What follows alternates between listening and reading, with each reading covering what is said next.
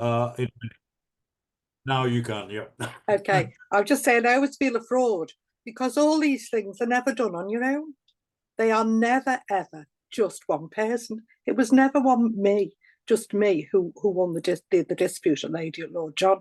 And can I say, I've got to say a few things here before I start. Basically, that I was named by Frances O'Grady, not of one of 100, one of five women.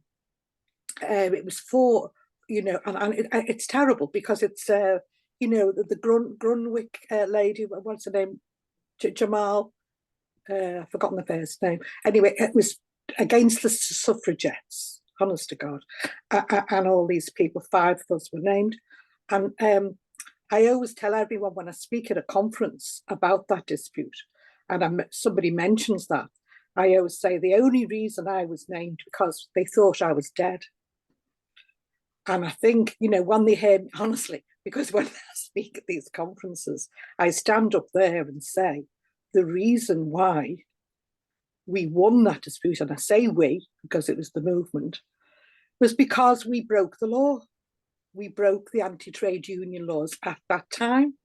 And it was the decision, because I was being sued for £250,000.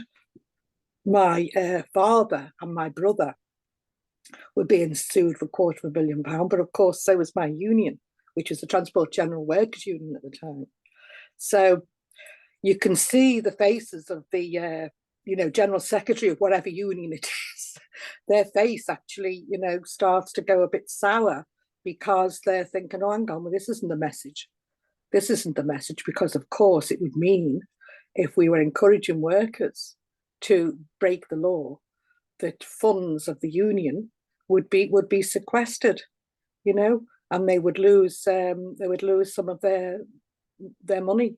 And it was that action then. We would never have won, only we started to picket in London and Manchester. And they could see that this company, was just not going to win against the might of the trade union movement. So it's a movement, at that time. You know what that dispute also does? It tells you that these changes that you need, radical changes that you need, don't come from above. Nobody was campaigning, or even if they were, there was no movement there. So, now we didn't know the word sexual harassment. I didn't know the word sexual harassment. We were saying all sorts when we were out on the picket line. We were saying being interfered with and all this business, and we didn't know the scale of the problem right across, work elements of, well, not every element of the working class, in jobs were being sexually harassed. And what they also don't like is, because it goes against the narrative, is that it was men on that picket line, DOC being the Transport and General Workers Union. It was men who stood by me, a lone woman in the workshop. And I was the boss, I was the manageress. And it was the area manager who was sexually harassing the staff. So at the end of the day, these things that made it a victory was the fact that we united our class on the issue. We didn't keep it as a feminist thing, although, I was glad to see people from various movements on the picket line. It was men and women who joined together to fight for one woman in a shop. So ever since, I get quite emotional when I talk about it, because the solidarity that period of time, particularly in Liverpool, because we also had the council. They all said they were breaking the law because they were fighting Margaret Thatcher and spending to protect the working class, to create jobs, to build houses, to build nurseries, to build a park, to fight, which is what Labour should have done, which is the history, we look back and there have been fights and skirmishes and we have won some, but there is a tradition really of Labour betraying the working class time and time again. But at that time, the strength of the trade union movement and the passion, of people in Liverpool, and the hatred of husbands. Husbands were talking about their wives and their sisters and daughters and so on being sexually harassed in work. And of course, how best to unite ourselves than to get around, something to fight against in a very, very clear way. It wasn't all about women. It was about us as a class protecting our own. And we did it. I mean, they're all right. There are women who've broken the glass ceiling and so on. But, primarily we're interested in, defending our class. So I just wanted to say that about before I go into the Labour Party, because, can I just explain to you one thing that's going on really, and it happened to me yesterday, was that I was a founding member of Merseyside Stop the War. Can you hear me okay? Yeah. Okay. Merseyside Stop the War.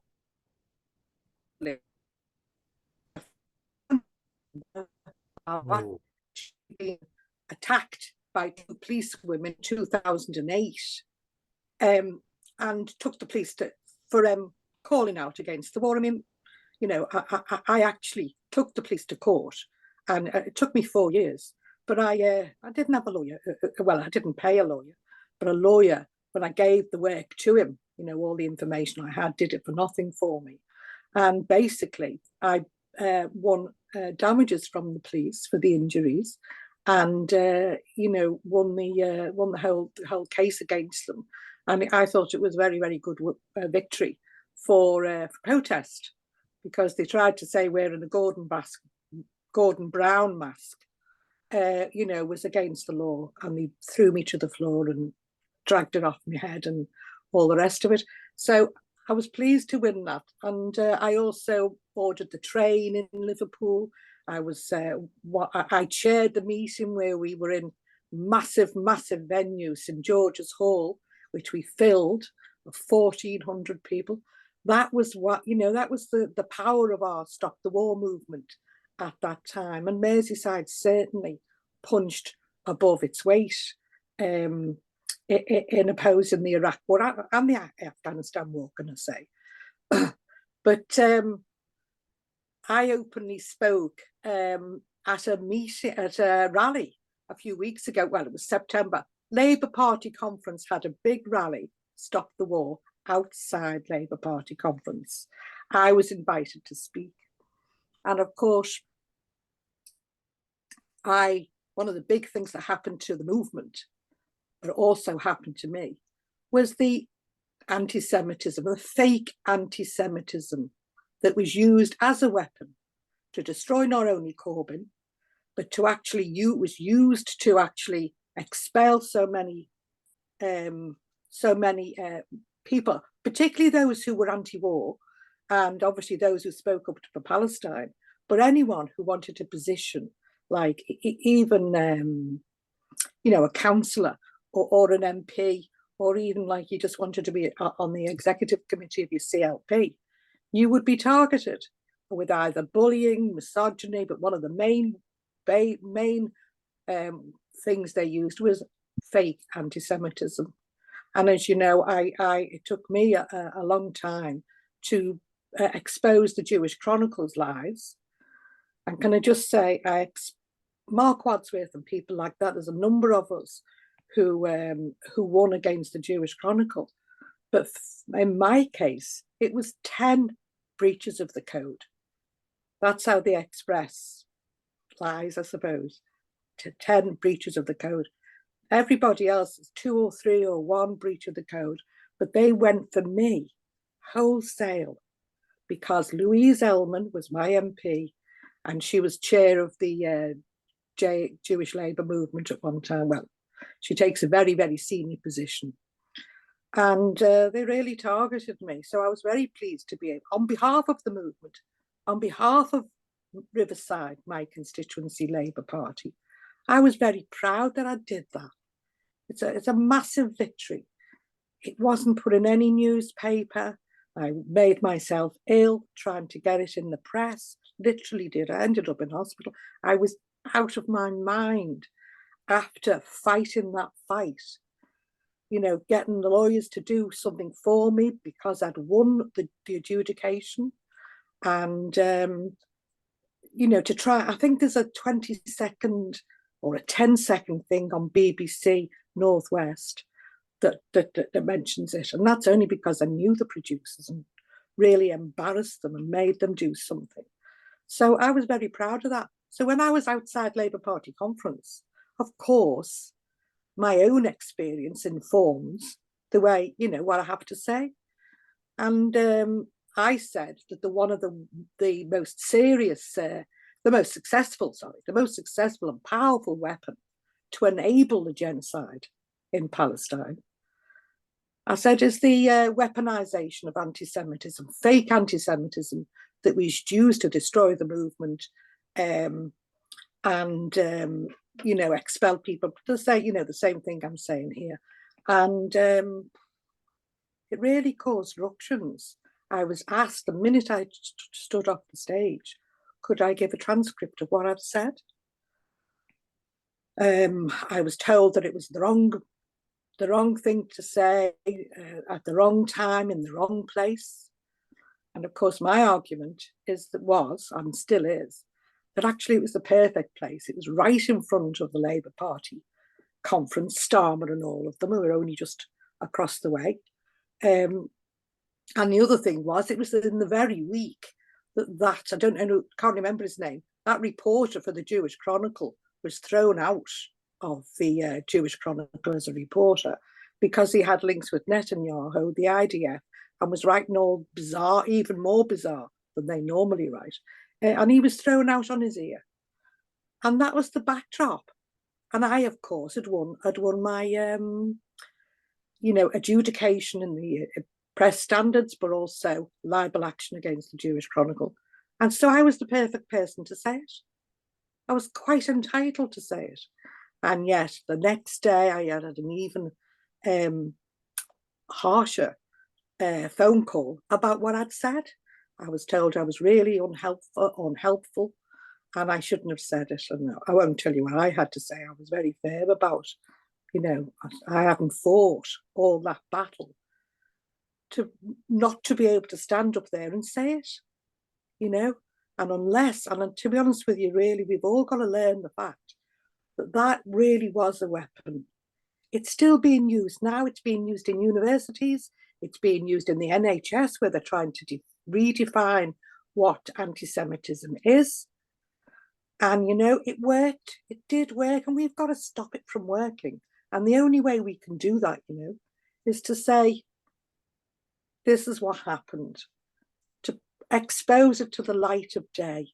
The only way you can destroy something, I mean, it's such an affront to people on the left, because we are the anti-racists. We are the people, you know, who will fight to protect minority groups, who we know from whatever minority they are.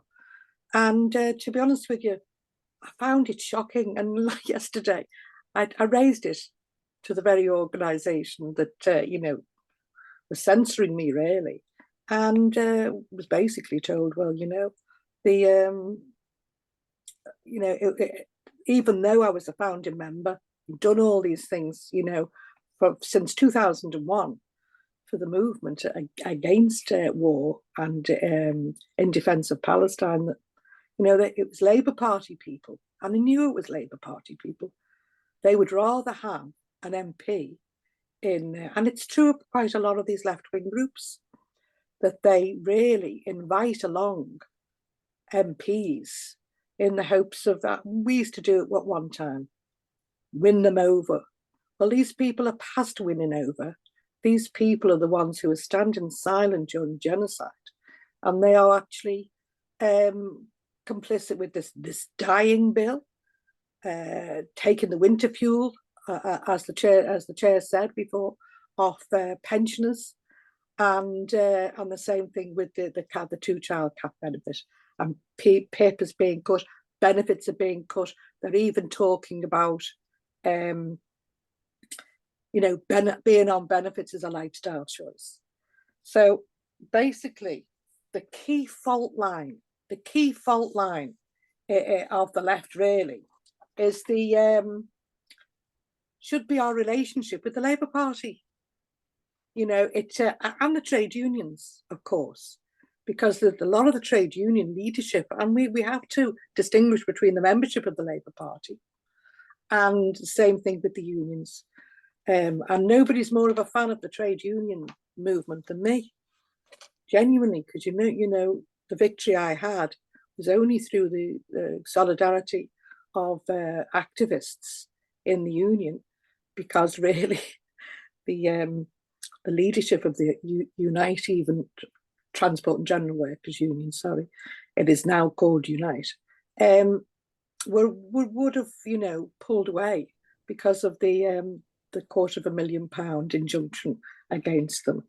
So if the penny hasn't dropped for people about the Labour Party yet, I don't know what it needs. I don't know what you need to happen for people to, you know. So, which is why I was really surprised when John Rees, people know who John Rees is, he was on a show with me before Keir Starmer was elected, trying to persuade working class people to vote for Keir Starmer. And these are people, you know, genuinely on the left, but absolutely.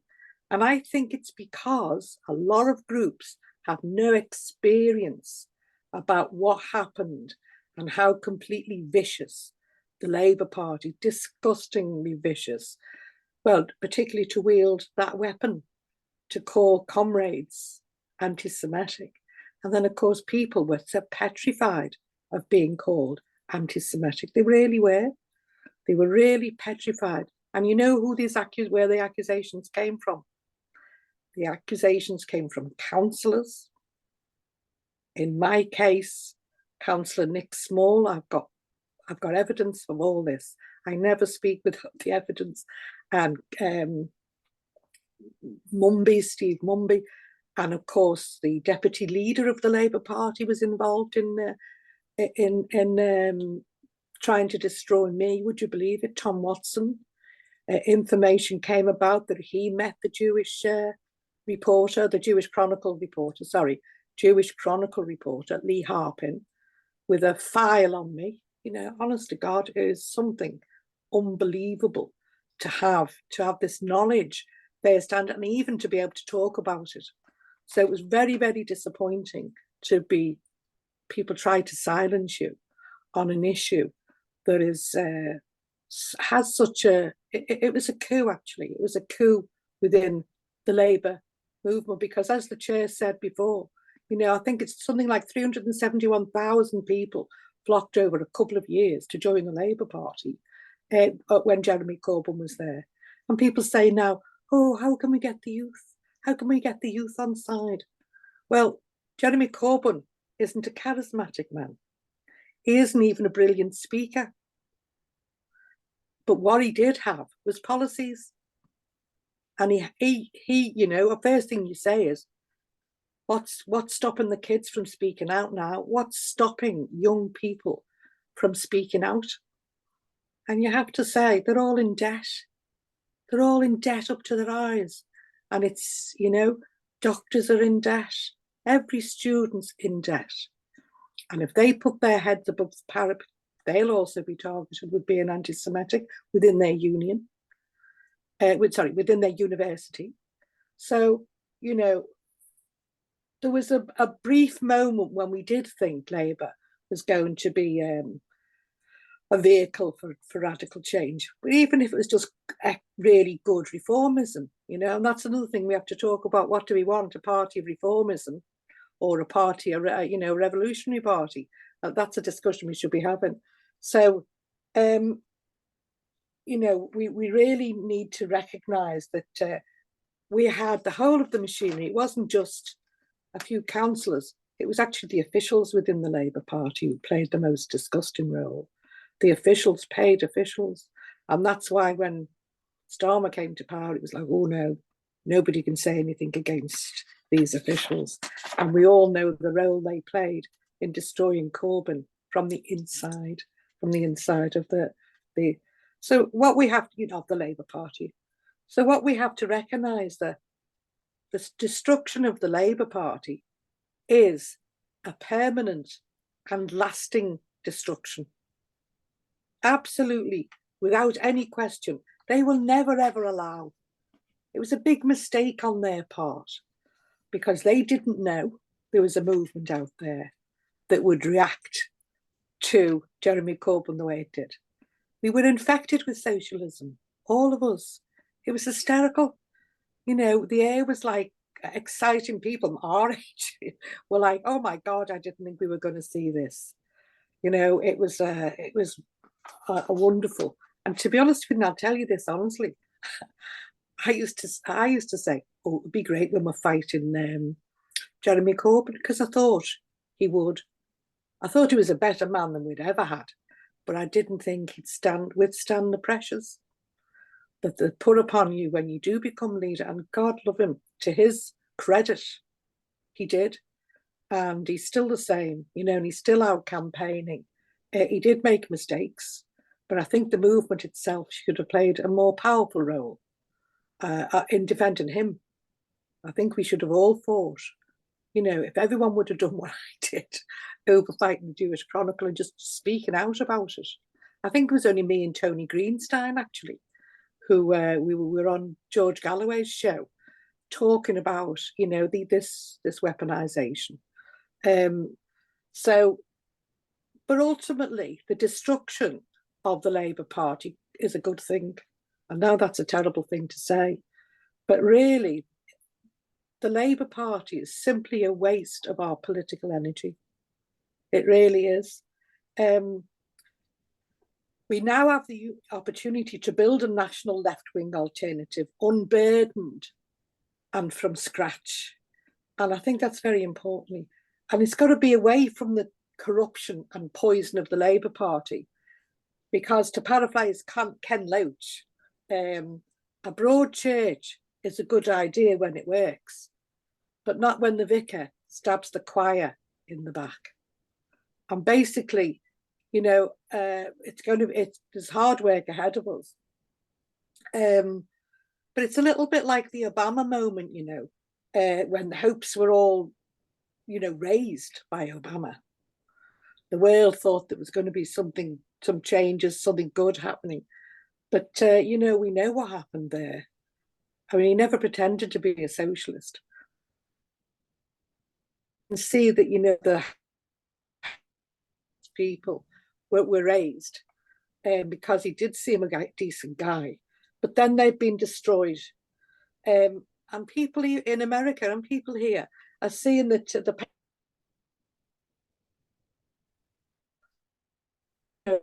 in this country, that America, that we are controlled by two corporate-controlled parties who only offer fundamentally the same thing.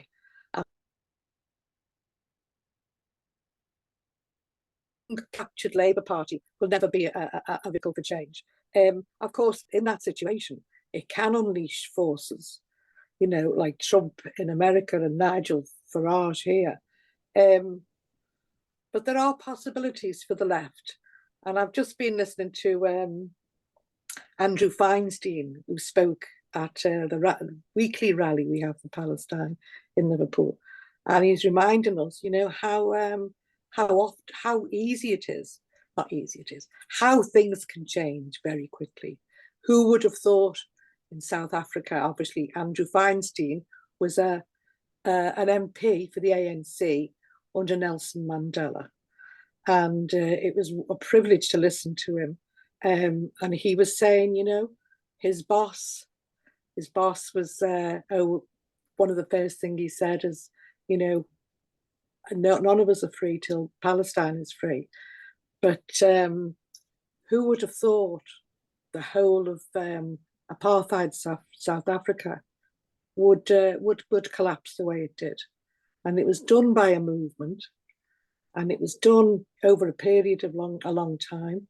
Some individuals played important roles, took leadership positions, and really, you know, overthrew you know, I mean, honest to God, who would have thought all those years that we went through watching the kids getting shot, you know, Winnie Mandela being called as if she was the terrorist, and all the rest of it.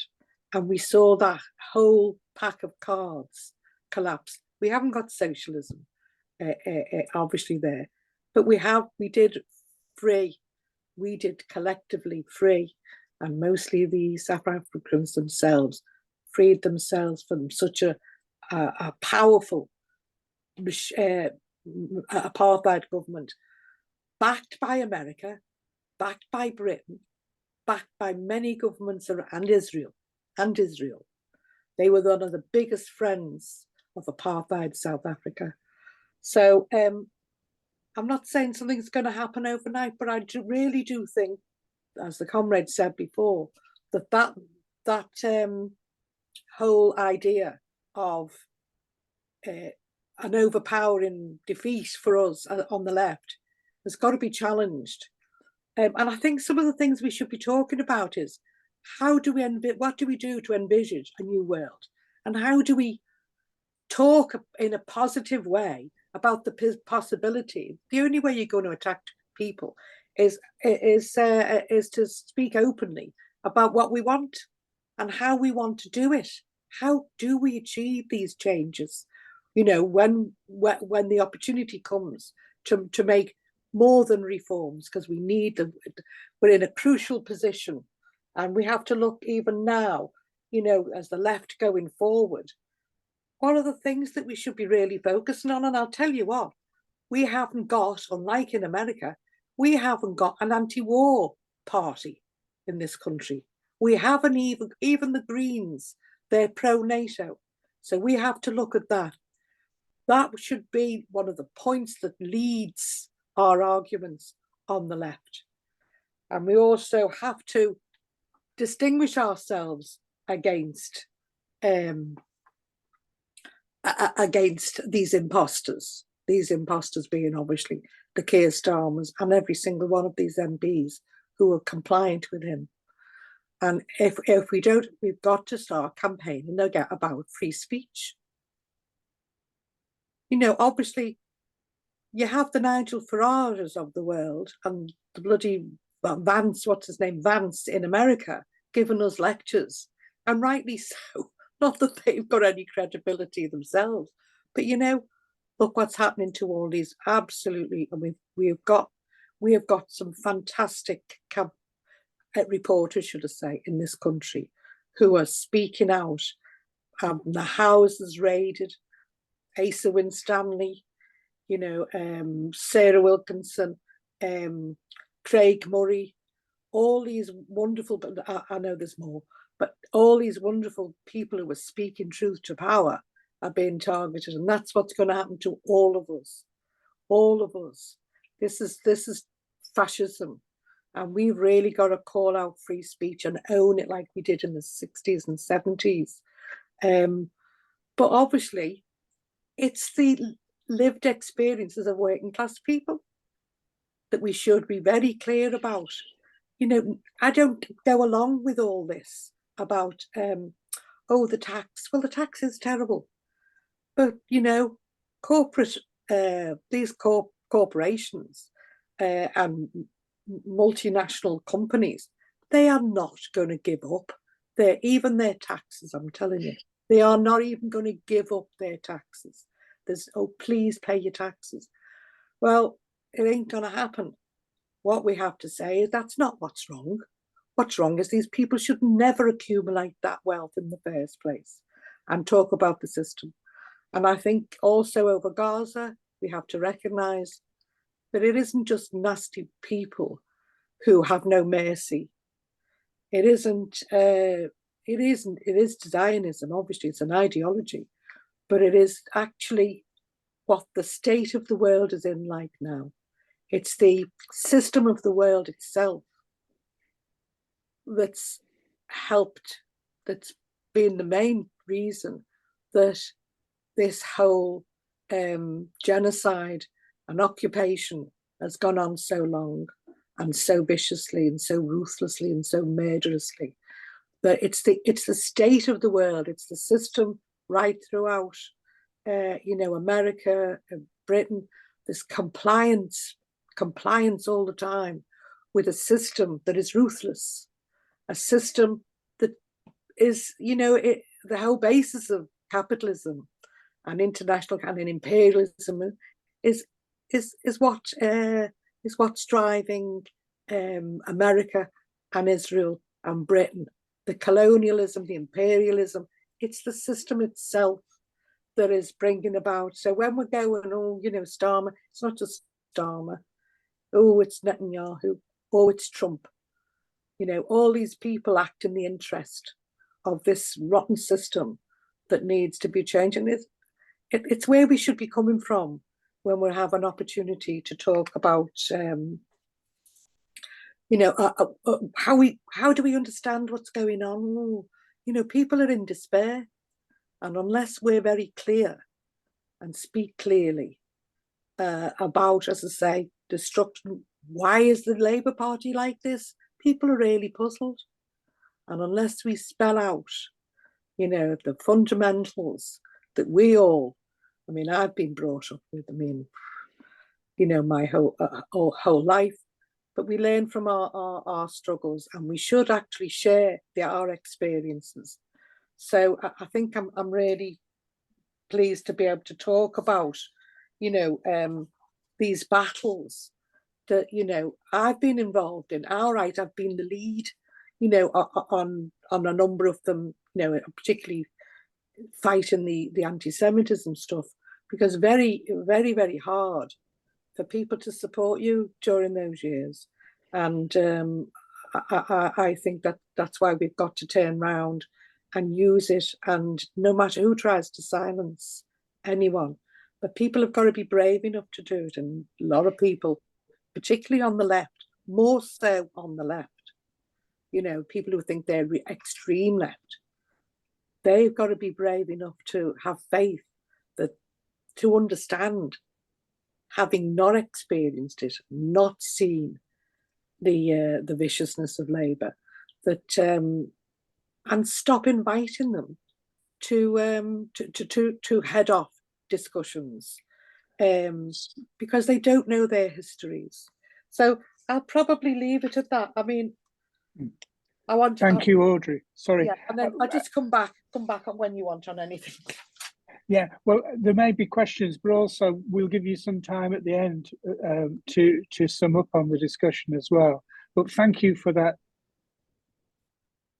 introduction. There's so much wealth of experience and real felt desires and ideas on where we need to go and what we need to watch out for. So thank you very much for that opening speech introduction, Audrey. Thank you.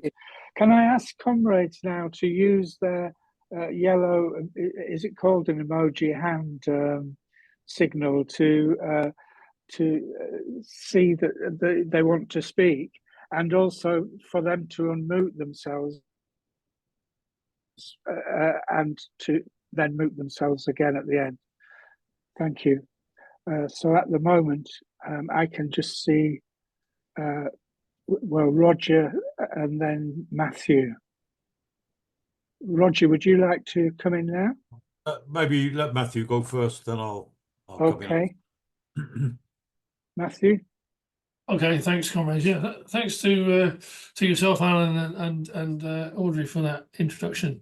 It was very, very useful, and obviously the past period of the Corbyn thing. I think there's a number of points to be made on the whole question. The first, of course, is that actually what we've seen over since the creation of the Labour Party and its first coming into government is the fact that it has been integrated into the system and of the capitalist state itself.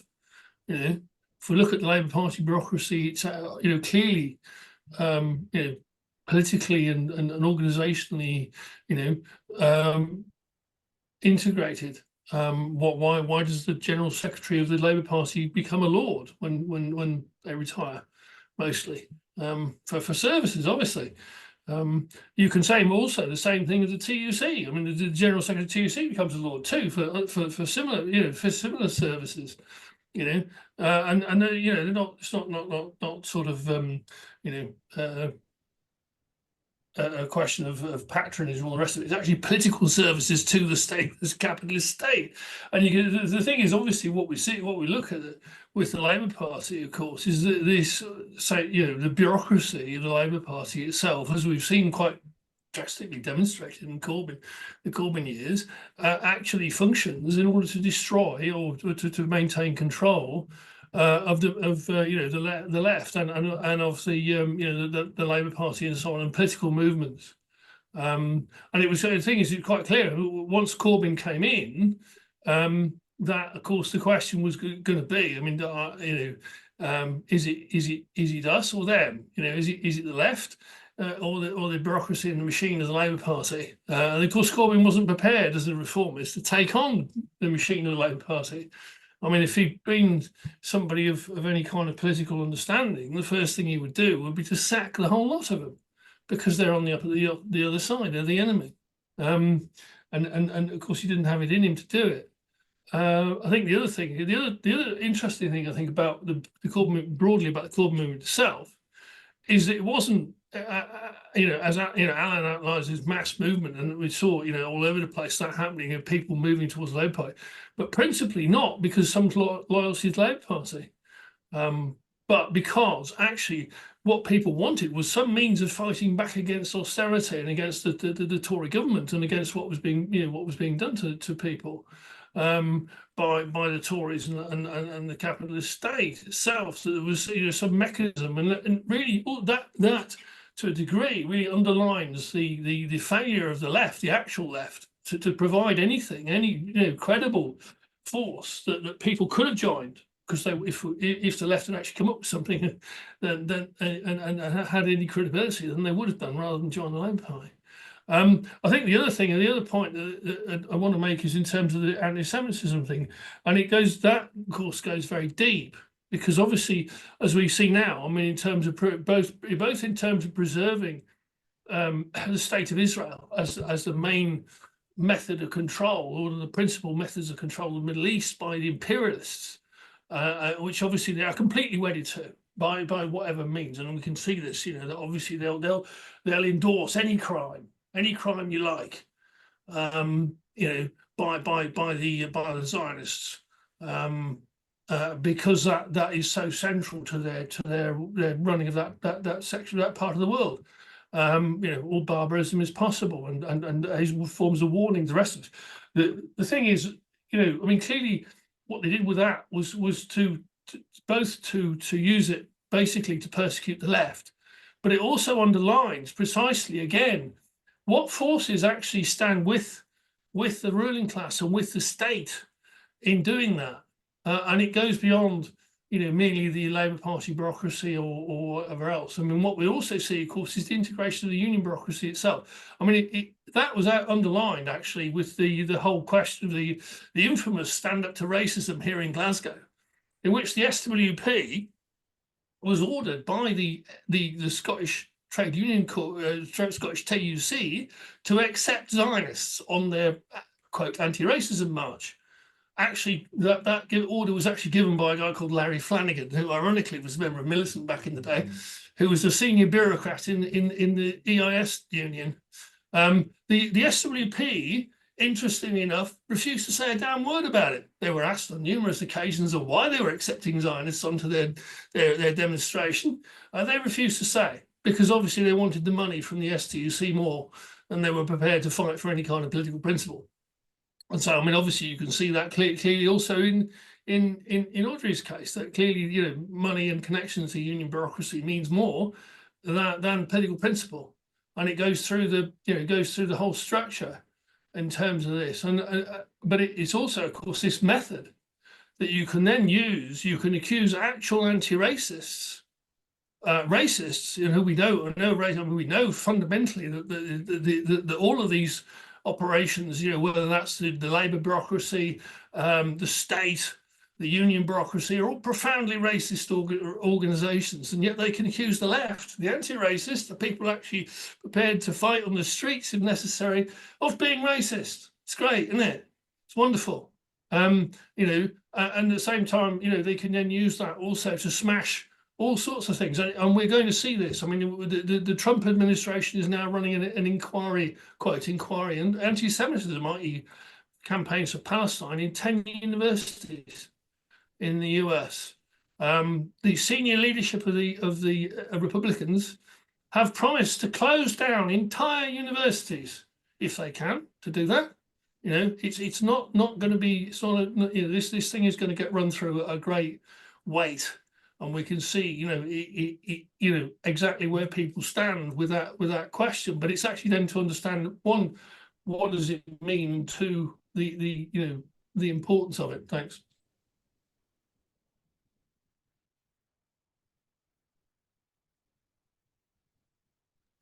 Thank you, Matthew, for that. Roger. Okay, thanks, comrades. Well, first of all, you know, real gratitude to Audrey, not just for her lead off today, but for her whole lifetime campaign.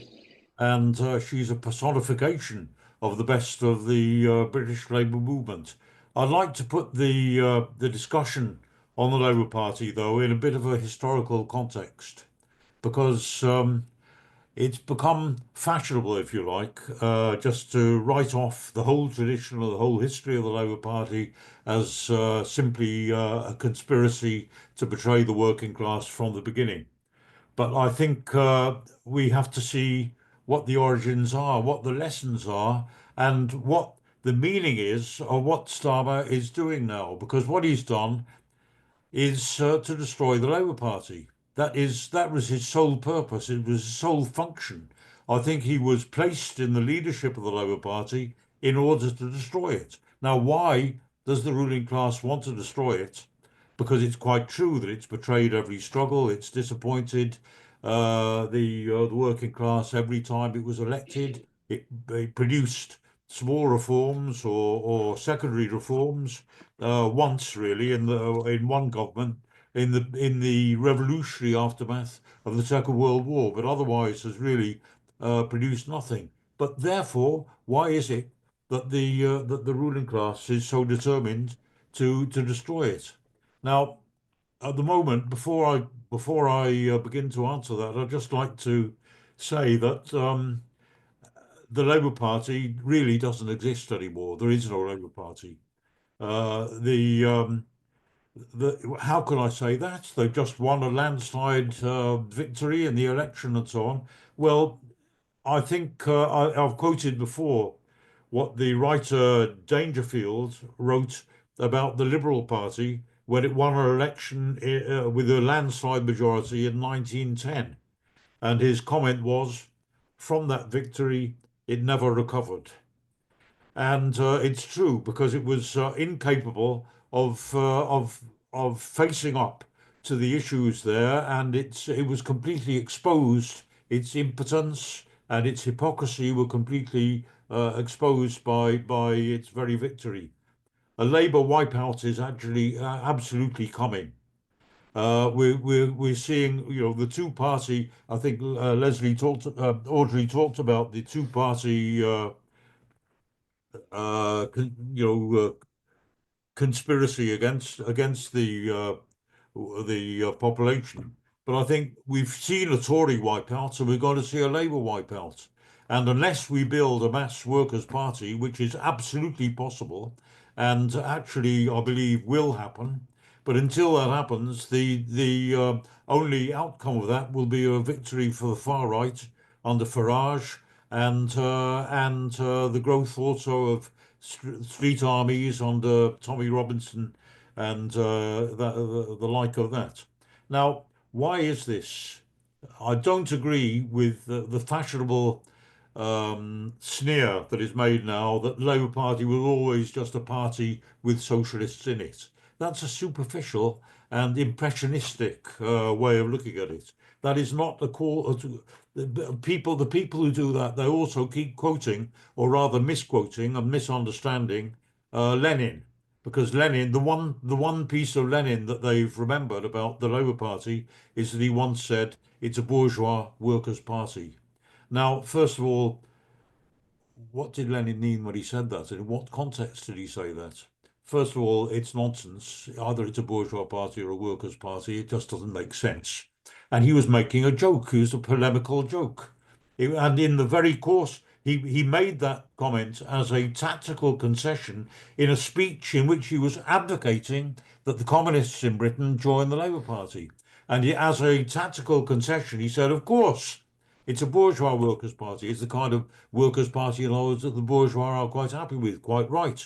It's led by bureaucrats, it's led by traitors and all the rest of it. But in the very same speech, he was urging the ultra left young members of the newly newly formed Communist Party. He was saying you must join this party because it's based on the unions, and that's the point. It was more a workers' party than the other socialist parties that existed at the time, in the sense that it was that actually initially you couldn't join it as a party. It was only possible to join the Labour Party through the trade union. It was based entirely at the initially on trade union affiliation. So it was a party of the working class. Hence the name, the Labour Party. Why would it be called that otherwise?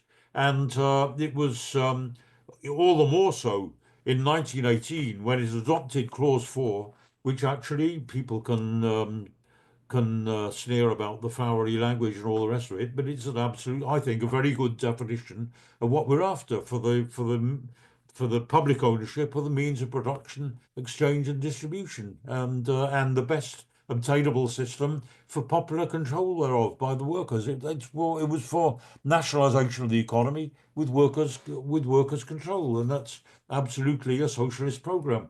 So, I mean, all of that is true because Lenin, even before he adopted Clause 4, he advocated that the Labour Party should be admitted to the Socialist International because he said, "Oh, it may be true that the Labour Party doesn't recognise the class struggle, but inevitably the class struggle will recognise the Labour Party." Now, having said all that, why am I saying all this? Because, in fact,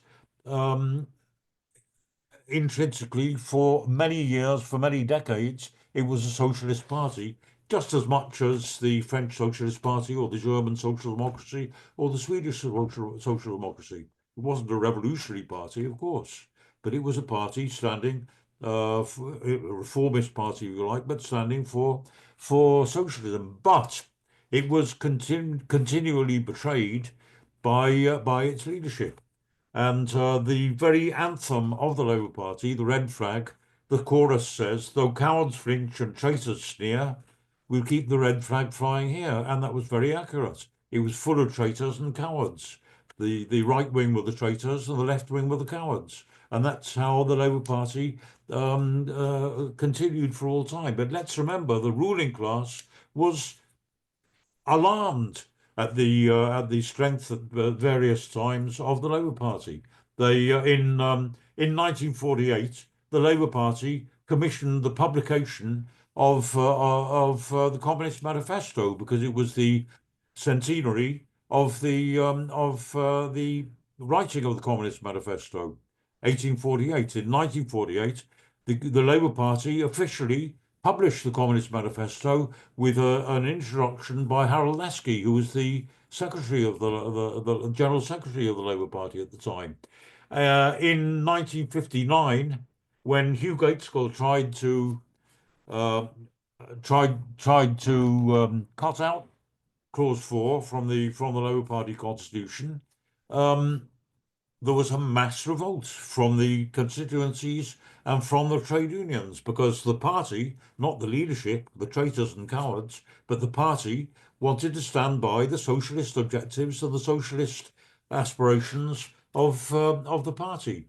In 1964, when Wilson was elected, the Liberal Wilson government, he spoke about the strike of capital against him, and his Chancellor George Brown said they were sabotaged by the loans of Zurich. Now, we know that was all just waffle and all the rest of it, but you can't imagine Starmer talking about that, can you?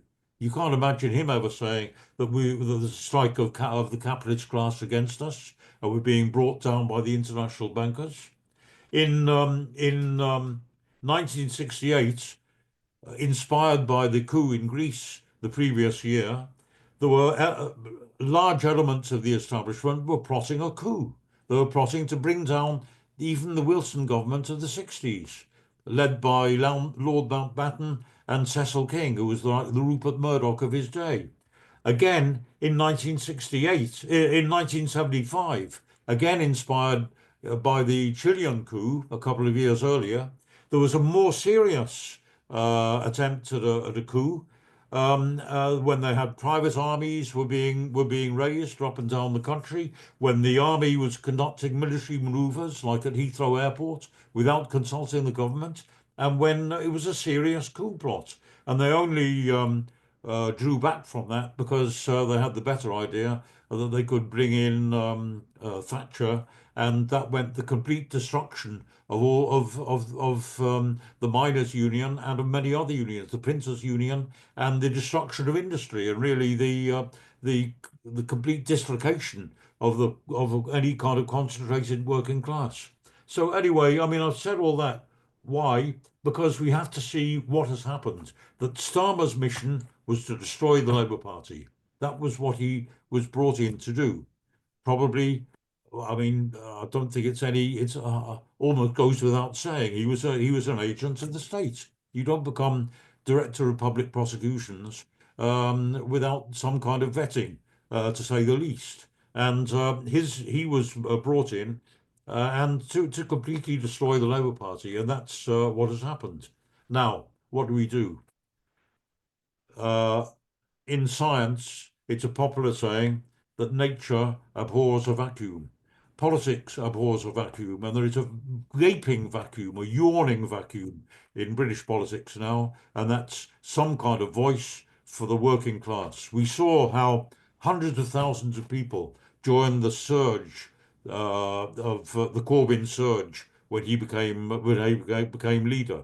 The right wing thought they'd been clever. They said, well, let's say that anybody can vote for the leadership election because look how popular we are. Look how Blair, he won 3 elections in a row and so on. So they threw open the electorate, and what happened is that thousands, tens of thousands, if not hundreds of thousands, signed up. They flocked to join in order to vote for Corbyn. And Corbyn, nobody was more surprised than Corbyn when that happened.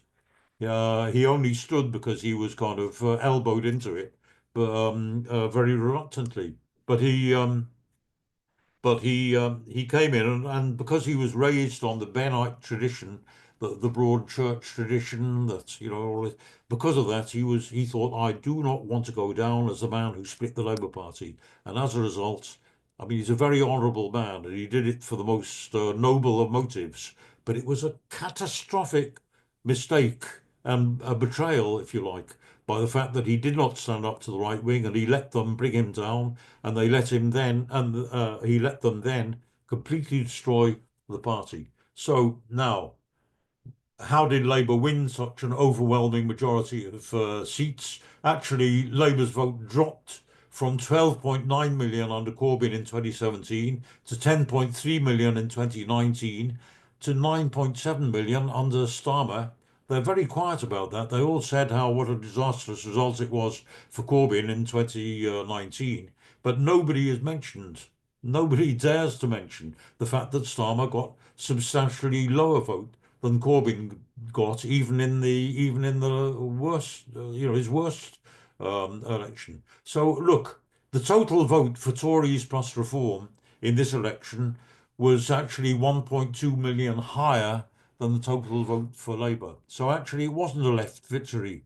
It was the only reason why the Tories were wiped out is because in 2019 they had a electoral pact with the Farage's party, where Farage didn't stand candidates against those Tory candidates who were more closely allied with his line. But this time they were fighting against each other, so the vote was split. But we can say, I mean, even since the election, there's been a complete collapse of the Labour vote. It will be wiped out. So what is the answer? We need a mass workers' party. Some of us in Win and with other allies, have formed something called the Campaign for a Mass Workers' Party. We're participating in every serious attempt to build not a little sect, not a little one-man pop-up party like we've had so many of them, but a mass party. And we're supporting, insofar as it'll get anywhere, the initiative of this group called Collective, which I think has a wider and a sounder base and a deeper base than the little parties that people have that are being formed on the fringes up to now. But we don't know whether it's going to materialise or not, but it must, because we have to. One last, I know I've gone a long time. One last point. How can we say that a mass party can be formed? Because look, when you look at the wave of trade union militancy of the last couple of years, we've had railway workers, nurses, doctors, teachers, lawyers. What do they all have in common? Not one of them, of their unions, is affiliated to the Labour Party. That there is a mass disenfranchised working class which needs a party to represent it. And then, of course, we come to the unions that are affiliated to the Labour Party. How long are they going to be able to keep their members tied to the coattails of a capitalist party, an anti-working class party like Starmer, a party whose policies are to starve children, to freeze pensioners, and to halve overseas aid. I mean, something absolutely unthinkable.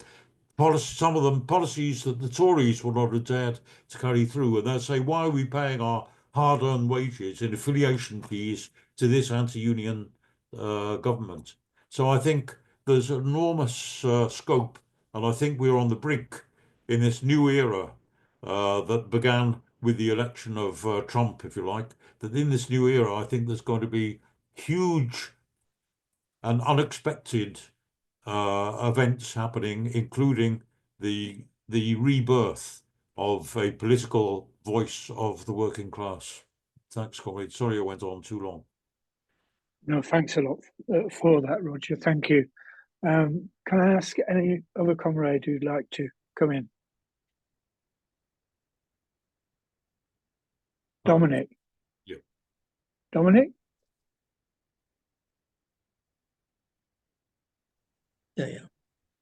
Yeah, I'm sorry that had to wave my hand. We've been trying to get the yellow hand up, the emoji, to indicate we wanted to speak. Well, it's John that's speaking. Right, sorry. As far as I'm concerned, I'm 84 now and getting, if you like, the best years of my life are past me, not in front of me. And I'm no longer that active politically. But what really gets me, because I know people who are councillors in the Labour Party and they speak quite well of the Labour Party, and I look at the objective situation that we're in now, and it's already been mentioned, but coming to anti-Semitism, I understand that the anti-Semitism label that is stuck on people is largely centred round criticism of Israel. Now, as far as I'm concerned, the anti-Semitism is an absolute disgusting smear on many people in the Labour Party, many of whom have been expelled, because I think we have to look at the objective reality as it is now. The Israeli government is indicted for acts of genocide in Gaza by the International Court of Justice or the International Criminal Court. The leadership in Israel, Netanyahu, the head of the army, and somebody else, are indicted as war criminals because of what they've done in Gaza. And as far as I'm concerned, it should also include the West Bank, because they are now, if you like, going into Palestine with the hell-bent initiative on clearing Palestine of the Palestinians. a few months ago, I was watching Al Jazeera, and they had a woman on there who was labelled as the grandmother of the settlers, and she said that she wanted to see Israel-Palestine cleared of the Palestinians. And the reporter from Al Jazeera said, well, the Palestinians, by and large, don't want to leave. She said, oh, that's more or less just a technicality. Said, we'll make life hell for them, and then they'll want to leave. And we've seen on the televisions the way that the border has been closed to tents and mobile homes. To now, today it was announced that they're blocking all aid into Gaza and the West Bank.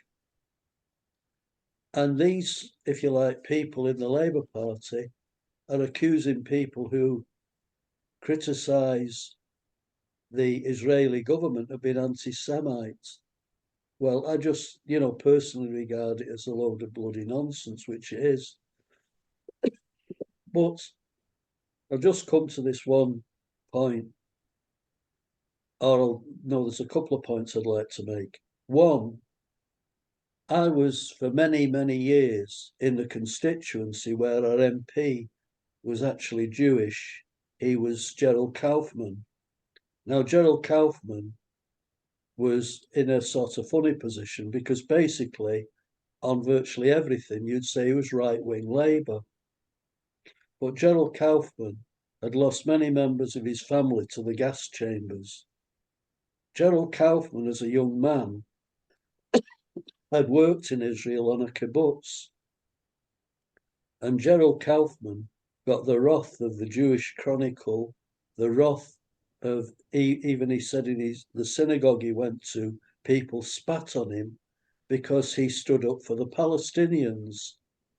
And he was labelled an anti-Semite, somebody who, as I say, lost members of his family to the gas chamber, had worked for several years on a kibbutz in Israel, and his criticism was that the Israeli government had an appalling approach to the Palestinians, and he stood up and he spoke, against the Israelis. Hey? He said they were using the shroud. And he accused the Israeli government of using the shroud of the Holocaust to hide behind, when they ever came up against, the criticism that was put against them. Now, as far as I'm concerned, with regard to Starmer, he's the same as, what's his name, who was the previous Labour Prime Minister? Blair. Blair, yeah. Blair, at the outset of the Iraq War, when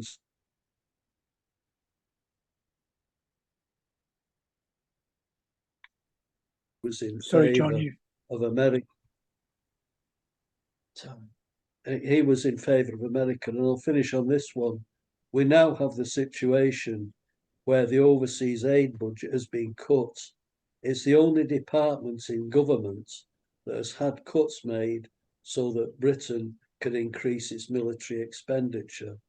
And quite frankly, I think he's trying to ape, the American, government, that they have viciously cut their American aid budget, and he's showing what a good ally of America, he is. So that's really, I just wanted to say those few things. Well, thank you, comrades. Thank you, John, and thank you, Dominic, as well.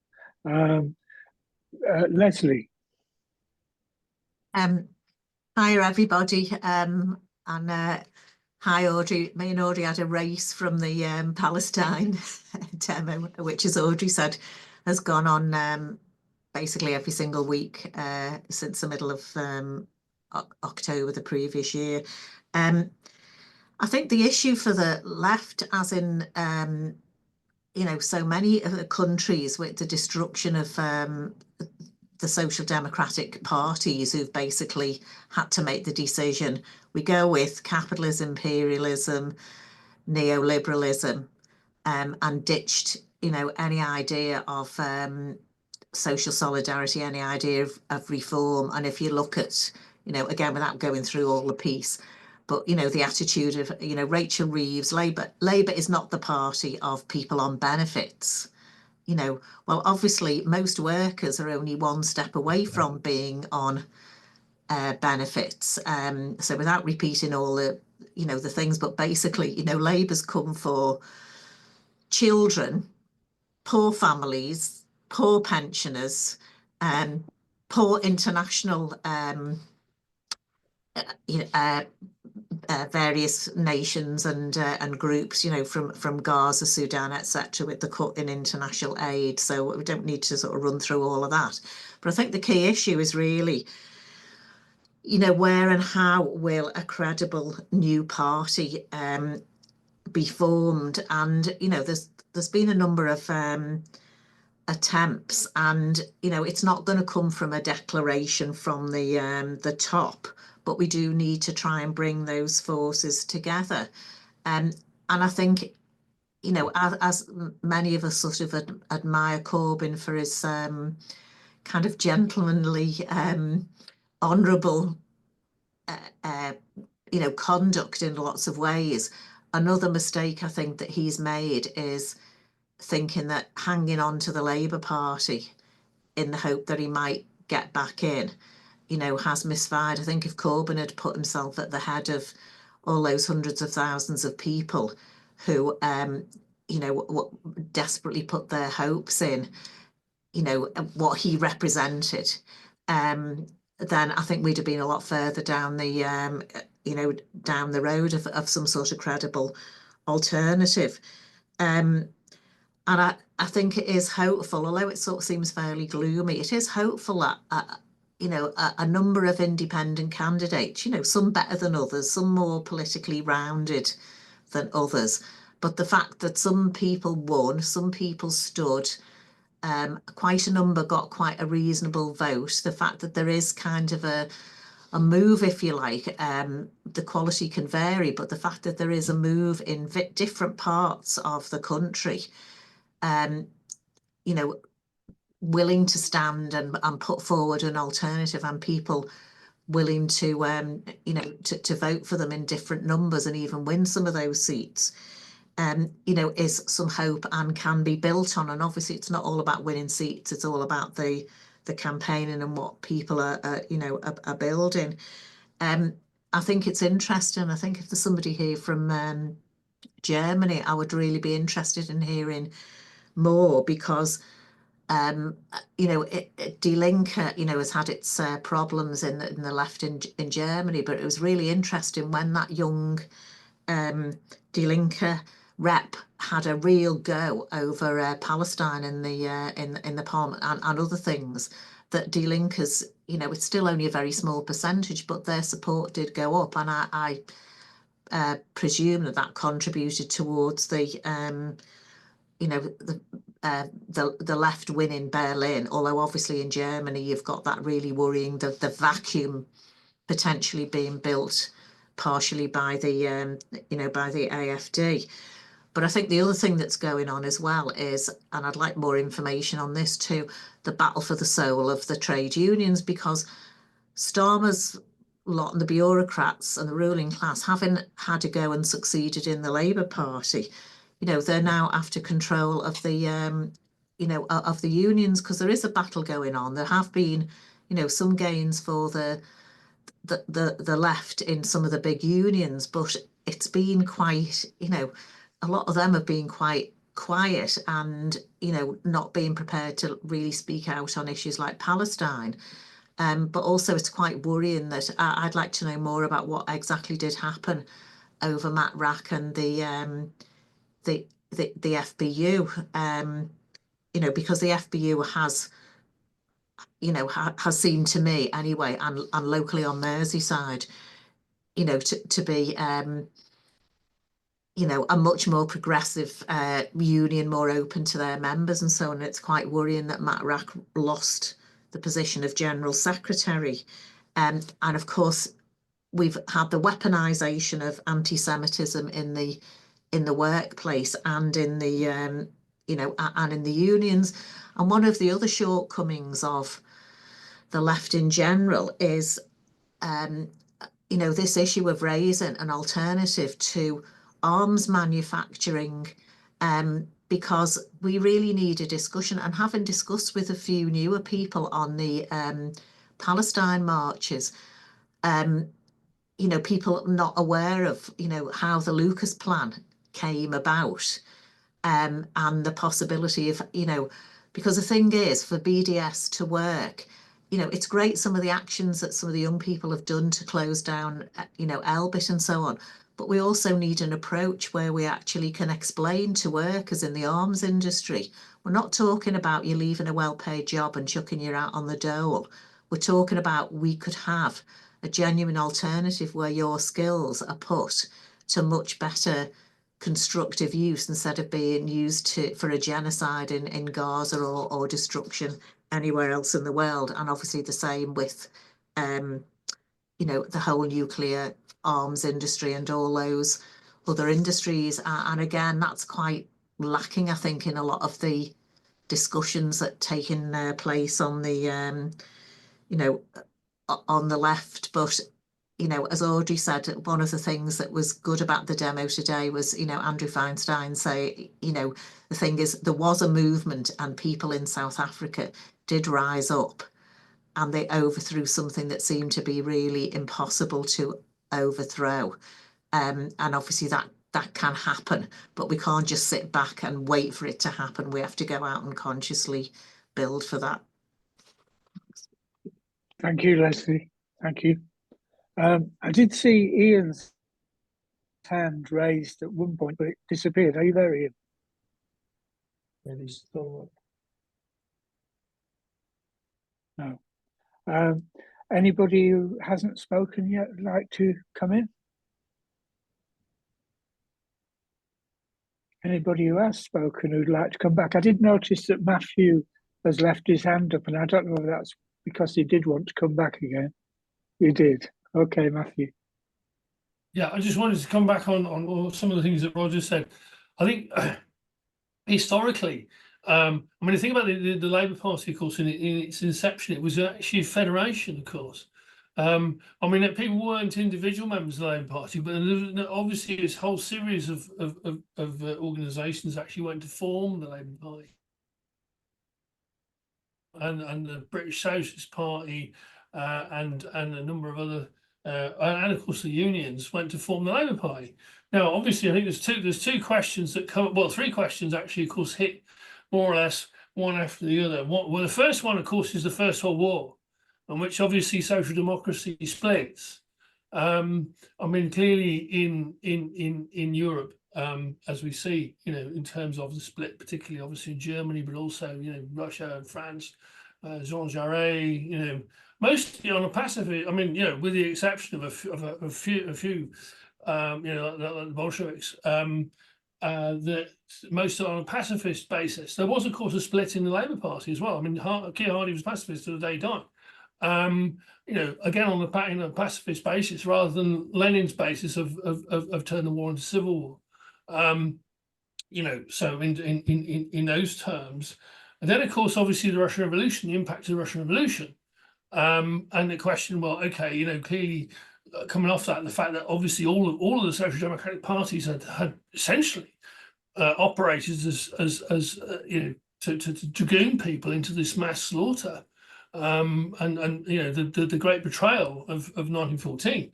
And the question then, of course, becomes, okay, well, what the two questions? All right, the Labour Party then converts itself in 1918 into an individual membership organisation, away from this federation, as a means actually of excluding the left. And the thing is that the Constitution, as drawn up with Clause 4, of course, was written by the Webbs. With Clause 4 as this sort of thing that was like something to give over to the left, whereas actually what the Constitution meant was a means of trying to exclude it.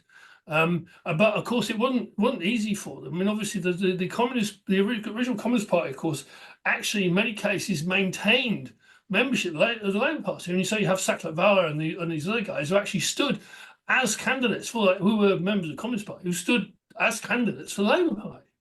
You know, you have this whole question. I think there were 2 Communist Labour MPs, or there was somebody else besides Sacramento. You know, so there becomes that issue, and that becomes much more central in in Europe. You know, where the whole of the Italian Socialist Party, for instance, votes to join the Comintern. And which have splits, obviously, then in the SPD and elsewhere in terms of and then of course the whole argument, Lenin, is over how you deal with this. The fact that people are still loyal to social democracy despite its betrayal, and how do you deal with this mass of workers? Which, of course, I mean, the problem is, of course, the political level in Britain is much lower than it is elsewhere. I mean, obviously, being the centre of imperialism, the imperial empire, and so on. As we can see, obviously, in the States, if you live in the imperial hegemon, obviously, then the conditions and politics for the working class are somewhat different. So then, I mean, obviously, the question becomes, how does this thing function? And really, what if we look at it, I mean, much of it actually then gets integrated. I mean, Ramsay MacDonald and so on actually say, well, we're here to run the British Empire for you, in a certain way, and we won't interfere with it, and we won't actually challenge you at all. And you can see that through the 24 government and the 26 general strike and so on and so forth. And the thing becomes integrated. At the same time, obviously, it still has a mass membership, and you can see this into the 50s and 60s. And the question becomes, I mean, I think it's slightly different, obviously, than if you're looking at things like the SPD, which of course is reconstructed after the Second World War under conditions in which the communist far left banned, or the French Socialist Party, which actually the current French Socialist Party is constructed personally by Mitterrand as a vehicle for himself. It's not the French Socialist Party of the 30s or 20s or before the First World War. It's not the same organisation at all. In the Labour Party, obviously, what they also have after the Second World War, in particular, of course, is ban on the left, the prescription, which lasts from until the early 70s. In which people can be thrown out, as you probably know, for stating they're members of any other organisation or selling newspapers or any of that stuff, and people are thrown out, regularly on that basis. So in those terms, but it's also in terms of like what you then get, of course, is this. It becomes a mechanism of control of the left, doesn't it? Where a large section of the left is in the Labour Party and attempting to change the Labour Party under the conditions in which the Labour Party is clearly set up that it can't actually be changed, and this becomes really clear under Corbyn. I mean, people spend hours and God knows how long, days and years trying to change the constitution, the Labour Party, and the right wing just tears it up in everybody's faces whenever they feel like it. And of course, the problem is you get a position where people change policy of the Labour Party and the MPs, and this goes actually all the way back to the 20s. The MPs just say, well, yeah, you've changed the common, nothing to do with us. You do what you like. We'll make policy for ourselves. We're not accountable. It becomes that whole question. The final point, I think, is also very interesting, of course, is why does the ruling class, having had all these other people, members of the Labour, leaders of the Labour Party, really, really, really object to Corbyn? Why is it Corbyn becomes this thing that he's terribly poisonous and all the rest of it? Because precisely, he's not actually integrated into that state machine. He's been on the back benches for 40 years. They didn't bother. He's been doing good causes and all this stuff. So they absolutely hate him because he's not one of theirs. And the crazy thing, of course, is Miliband's and his mates from the US say, okay, well, we'll do this as an open primary. And of course, everybody out there he's fairly right wing anyway, aren't they? So we can allow anybody to vote for the leaders of the Labour Party. And of course, it turns out, of course, there are millions of people actually quite left wing, and they'd really rather have somebody who do something, of some radicalism, because obviously the state of the place and the politics of Britain are quite different to what they are in the States. So we then have the right wing Labour Party say, we need to fling all these people out quick, absolutely, get them out of here. I mean, Rachel Reeves and all these people would say, well, we don't want any of these people. How do we get them out of here now? how do we get this down to some tiny controllable thing? And actually, what they've done actually in destroying that is to actually destroy another mechanism of control. And the question, as you say, the question that is posed is, well, what alternatives are left put? Thanks. Thanks, Matthew. Audrey, we've got about 20 minutes or so left of the meeting. So I would also ask if people could be fairly brief with what they want to say. But anyway, Audrey, I'm sure you have got points to raise, and please do. I wanted, before we close the meeting, because I do have to get away at 6, to be honest with you. I just wanted to say a number of things about what's been said.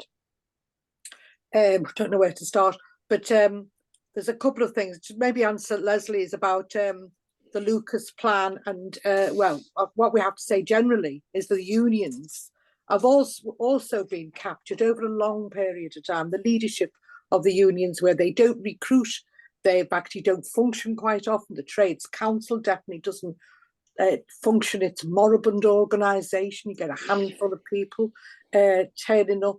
There's, the discussions and so on. And of course, we end up with the Sharon Grahams of the world, and the absolute obscenity of something on Facebook the other day, which was workers, fighting for their jobs, actually rallying around, purchases of fighter jets that are going to be used, and the wonderful improvements of these fighter jets that have gone from, combatant in the air, what do they call them, but where they just fight in the air, to actually being able to strike on the ground. I mean, it's obscene to see that happening, to workers in a union desperate to fight for their jobs. And Sharon Graham, of course, is stopping the union itself from affiliating to stop the war. As well as all this stuff of stopping MPs from signing the letter from Stop the War and so on. So there's this absolute Stalinism, going on. And actually, I was at a conference on Thursday, unbelievable, Unite conference. I mean, it was bizarre. It was called a conference. We were all told to go. There's 2 conferences, actually, one on one day, one the other. The regional secretary chaired the meeting, and he actually said, "Oh no, I'm sorry, this isn't a conference." But we all had an agenda with conference written across the top of it. We were told we were going to a conference, and he actually said it's unconstitutional, this conference. He called it himself, and of course, it was just gobbledygook. You can't even get sense from these people. But they want to put across that, well, I'm a nice guy, I know we can't. I was at the meeting where the Unite decided that we couldn't affiliate to Stop the War, but I've done it personally. I am personally a member of Stop the War. What the hell? What sort of an argument is that? And he never even mentioned Palestine. He went round the world not to mention Palestine. And good job, one of our members, one of the members at the conference had prepared a resolution, a group of them, about Palestine, and I think it was about austerity, but it was very, very good resolution. Refused to take the resolution. We're supposed to be in a conference that's not a conference. He tells us that the union's is dysfunctional. He's the regional secretary. He's telling us the union is dysfunctional, and I spend 30% of my time not servicing our members, and he's telling us all the problems of the union. And then he says, I want you to help us. How can we get the youth? And it's very obvious, how can you ever recruit anybody to a union that is so at war with itself, between its members and its leadership, and can't even put across the position they're putting across on Palestine is absolutely horrendous on the planet, because if you don't oppose war, you've got no intention of fighting to protect the planet. I actually went to a Trades Council meeting where one of the leading members of you know, the movement to protect the planet, I don't know what you call it now, green movement or whatever, was speaking and never once mentioned the war or Palestine or the arms industry. Why? Because they get some funding from the union. So, you know, you get all these lickspittle, all these people who appear really good because they can sound great when you're talking about in defense of the planet. But then if you don't mention war and so on, it's a complete betrayal. And, you know, we raised the question of the Lucas plan. You know, it was down to me to stand up and say, why don't you just mention it? Why don't you just mention Palestine? Why aren't you brave enough to mention Palestine at this conference that isn't a conference? And, you know, we do need to raise the issue of the Lucas plan. And why haven't we got a new Lucas plan, an updated Lucas plan? Why don't we even know our own history? Welcome back to Mike Cooley, I think. Yeah. Sorry. So anyway, all I'd say is, you know, we have to be loyal to the union, but loyal to the ideas of the union. You know, like when we were in the Labour Party, we were loyal to the ideas of the Labour Party till they changed their ideas. And it's true about Andrew Feinstein. And this is why I just want to address what Roger was saying about the collective. Actually, I've left one point out. I think we should also look internationally, which I'm sure you all do. But I was invited a couple of years, was it the year before last, to France to speak at an anti-war. And this is why we should mention Ukraine as well. That to speak, thinking there'd be about 50 people there. You know, I thought, well, I'll go and speak. And it was absolutely tremendous. There was nearly 2,000 people at this conference. And the way it was equipped, it was great because they had workers, nurses, teachers, construction workers from various countries. It was all translated. You know, their basis for fighting, you know, for opposing war was internationalism and, you know, class struggle. It was absolutely amazing. We all had, you know, we could translate. We even had a Russian young man there who was part of the anti-war movement in Russia. And, you know, we haven't got that in this country. I don't think we could muster 2,000 people to discuss, you know, the anti-war situation. And it was just so refreshing. And I think we have to recognise that we do have a particularly backward ruling class that is so bloody adept at splitting the movement, you know, controlling the press, you know, we do have state media, and all those things really do lead to, you know, a working class that's trying to struggle with its hands tied behind its back. And that's why I think you know, I've been involved in the collective. I've been to these meetings that they have. I was involved in the For the Many network as well, both trying to pull together the left. And that's the work we have to do. I mean, there was a meeting today in Southport. Andrew Feinstein came to this demonstration today yesterday, Saturday. There was a meeting in Southport and they came to the demonstration, stayed over to attend the demonstration. But, you know, it was like about 300 or 400 people attended that. All right, Jeremy was there, but attended that meeting today, rally, for the introduction of a new party, a number of people in Southport getting together to stand as candidates. And I think the only way forward, because we are so disparate, fractionalized, the only way forward is to gather the left together. You know, even if it's independent, every one of them were independents.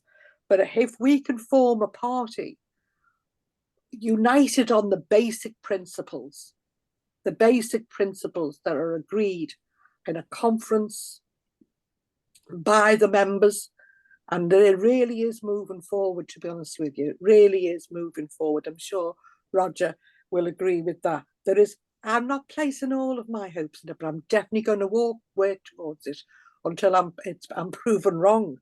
And meanwhile, you know, while we're waiting for a party, we don't have to win electorally at the moment. We can't. There isn't an election for years. But we do need to grow that movement. So we need to be, you know, activists.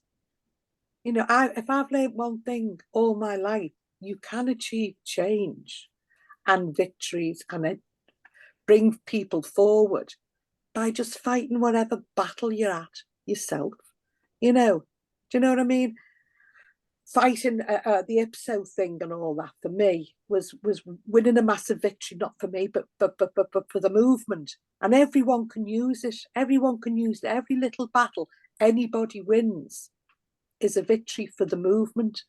And we build a movement by having our battles, not waiting for the best of the candidates to win. And also, and even in the next elections, we won't have, you know, a very effective change. Well, it could be massive. I don't know, and I don't know what the candidates are going to be like. But what we do need to be, we do need to do that, Roger. If we're taking any role in this build up towards a mass party, hope, keeping our fingers crossed, we need to really be in there to formulate the policies.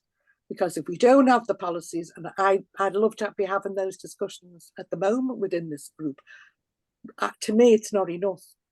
But we do need all the time to discuss how we're going to achieve what we want, but what are we fighting for? And we don't want to be a reformist party. You know, I think the youth won't be brought along with us. The masses of people who will put off politics unless we piddle around the edges.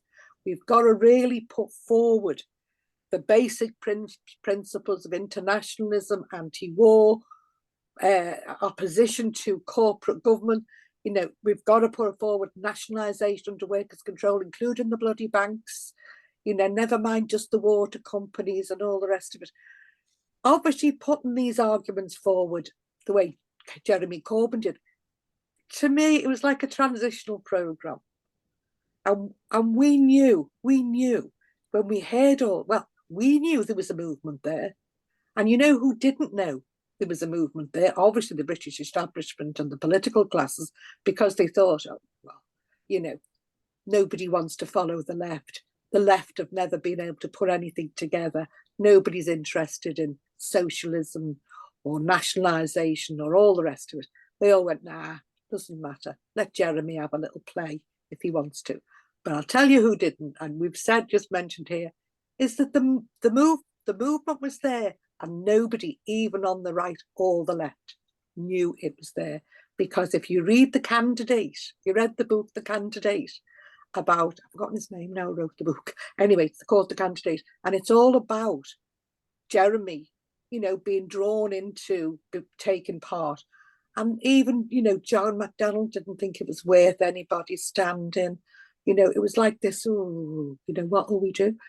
Nobody thought that the austerity programme, you know, was so hated, you know, that the system, everything we were living under was so hated that people would gather like they did behind, not Corbyn, socialist ideas, the socialist ideas that he put across.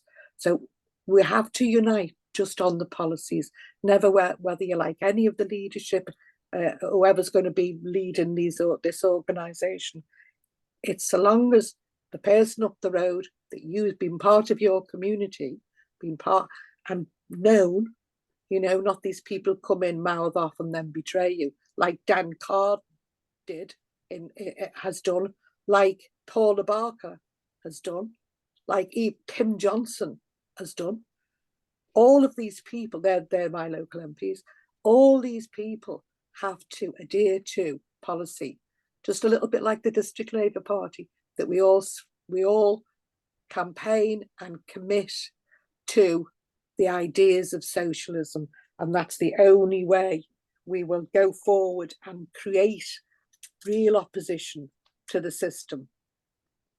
And it's activism that will get at local level all the way through that'll get us out of this absolute horrendous situation we're in. And we've got no time because the planet is ready to bloody well, honest to God, are we in time even if we did it tomorrow? But World War, the state of the planet itself, and of course all the workers around the world who are absolutely suffering. I mean, suffering terrible, and in this country, and austerity is like it's not happening. So that's what I think, and I've got confidence. I think we should have confidence in just fighting where our corner wherever we can. Thank you very much, Audrey. Thank you for being here. And if you have to leave just before we finish, really, thanks very much. Well, can I just say thank you? I should have ended with thanks very much for inviting me. I'm just being called out now. Thanks very much. I really appreciate it. I've enjoyed all the contributions from everyone. And I do hope you join more WIN meetings as well, which would be really good. One of the things you talked about earlier in your original, the beginning of the meeting, was that this need and to describe and envisage a new world in a positive way for people. And I think as we're looking at the struggles, as we're looking at the adversity that's going on, as we're looking at the suffering of people, the mental health of people, of young people in debt that you talked about, that more than ever we need to describe positively what is socialism. I remember when I joined the Labour Party back in 1970, what is socialism was almost on the agenda of the Labour Party Young Socialist meetings every month. And it was an important way for young people to understand that there is a different way. And if ever the contrast is there now between what people are experiencing and how things could be in a better, saner world, it's now that we need that argument to be loud and clear. Roger, besides telling us about next week's meeting, maybe you'd like to sum up a little on how you felt about the discussion today as well. Well, obviously, I think we were all inspired by Audrey's contribution, and of course, particularly knowing who she is and what she's achieved. So I think it was a very positive meeting, and I thank Audrey and all the comrades who participated. Next week is International Women's Day. March the 8th is International Women's Day. So March the 9th is a Sunday, and together with Left Unity and with particularly Felicity Dowling, we're organising the meeting of WIN next week. Will be a celebration. We'll have comrades there like Marcia from Namibia, Maya John from India, Swastika from Sri Lanka, and other heroic women comrades, fighters, militants, revolutionaries who'll be speaking. So we look forward to see you there. I hope Audrey and Leslie, I hope you'll be able to come too and to contribute to the discussion. So yeah, that's it. Thank you. Thanks, comrades. Thank you very much. Thanks very much, Bye, comrades. everyone. Bye, everyone. Bye. Bye, Leslie. Bye. Bye-bye. Can't get out now. Leave.